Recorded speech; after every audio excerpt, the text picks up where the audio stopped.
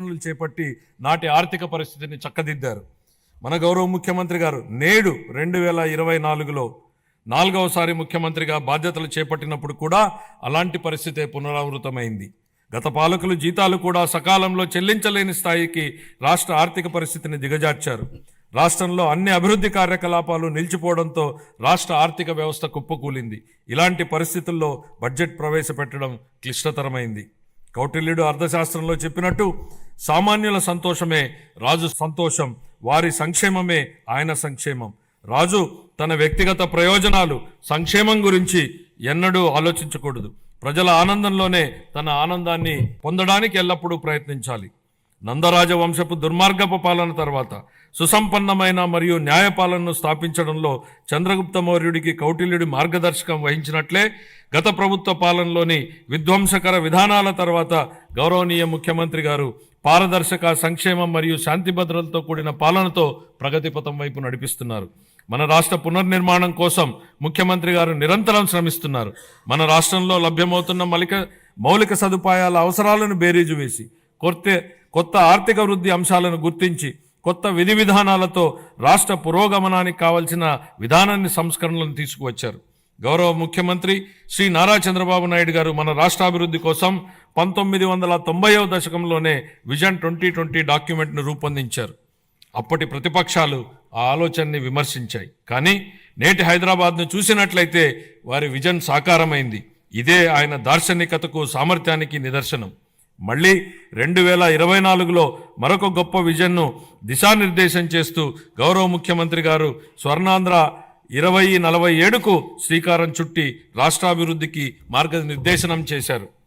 15% పైగా రాష్ట్ర స్థూల దేశీయ ఉత్పత్తి వృద్ధి రేటును స్థిరంగా సాధించడం, తలసరి ఆదాయాన్ని పెంచడం, పేదరికాన్ని రూపుమాపడం ద్వారా అభివృద్ధి ఫలాలను అత్యంత అణగారిన వర్గాలకు అందించడమే దీని లక్ష్యం.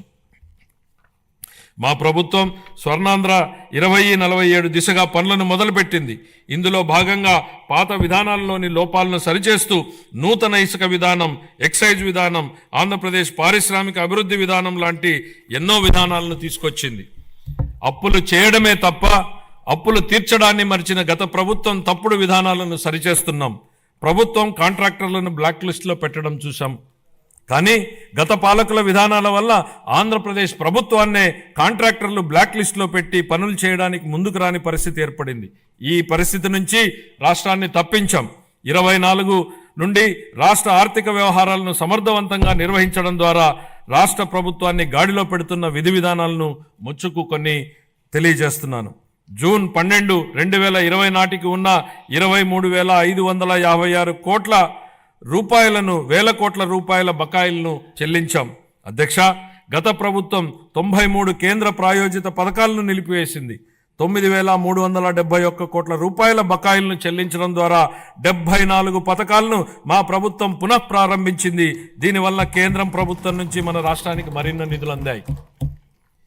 నీటిపారుదల, రహదారులు మరియు ఇతర పనులకు సంబంధించి 12,735 కోట్ల రూపాయల బకాయిలను చెల్లించడం వల్ల రాష్ట్ర ఆర్థికాభివృద్ధి పునరుత్తేజితమైంది. పంచాయతీలు మరియు మున్సిపాలిటీలను బలోపేతం చేయడానికి 2,793 కోట్ల రూపాయల ఆర్థిక సంఘం నిధులను మా ప్రభుత్వం చెల్లించింది. ఎన్టీఆర్ భరోసా, ఎన్టీఆర్ వైద్య సేవ మరియు దీపం 2.0 పథకాలకు 31,613 వేల కోట్ల రూపాయల్ని మా ప్రభుత్వం విడుదల చేసింది. మన రాష్ట్ర అభివృద్ధికి ఎన్డీఏ కట్టుబడి ఉంది. గౌరవ ప్రధానమంత్రి శ్రీ నరేంద్ర మోడీ గారి సహకారంతో పోలవరం నీటిపారుదల ప్రాజెక్టు మరియు అమరావతి రాజధాని ప్రాజెక్టులను మా ప్రభుత్వం మళ్లీ పట్టాలెక్కించగలిగింది. 23-24 ఆర్థిక సంవత్సరంలో మూలధన పెట్టుబడుల కోసం కేంద్ర ప్రభుత్వాలు రాష్ట్రాలకు అందించే ప్రత్యేక సహాయంలో అయిన ఖర్చు కేవలం 4,090 కోట్ల రూపాయలు మాత్రమే.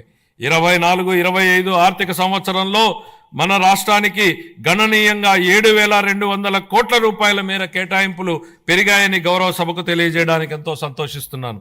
మార్చి 31, 2025 నాటికి ఈ కేటాయింపులు మరింత పెరిగే అవకాశం ఉంది. మా ప్రభుత్వం పాలనా పగ్గాలు చేపట్టాక రాష్ట్ర ఆర్థిక వృద్ధి మళ్లీ గాడిలో పడింది.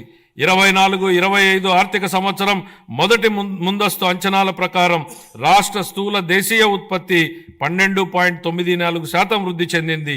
అన్ని ముఖ్యమైన రంగాలు మరింత బలం పుంజుకున్నాయి. వీటిలో వ్యవసాయం మరియు అనుబంధ రంగాలు 15.86%, పరిశ్రమలు 6.7% వృద్ధిని సాధించగా సేవల రంగం 11.7% వృద్ధిని సాధించగలిగాయి. జూన్ 2024 నుంచి అతి తక్కువ సమయంలోనే మా ప్రభుత్వం మేనిఫెస్టోలో ఇచ్చిన ఈ కింది ప్రధాన హామీలను నెరవేర్చింది.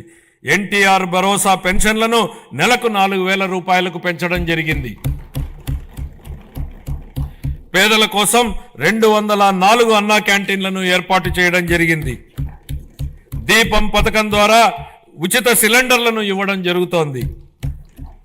అర్చకులు, ఇమాంలు మరియు మౌజన్లకు గౌరవ వేతనం పెంచడం జరిగింది. 16,347 ఉపాధ్యాయుల నియామక ప్రక్రియకు మా ప్రభుత్వం శ్రీకారం చుట్టింది.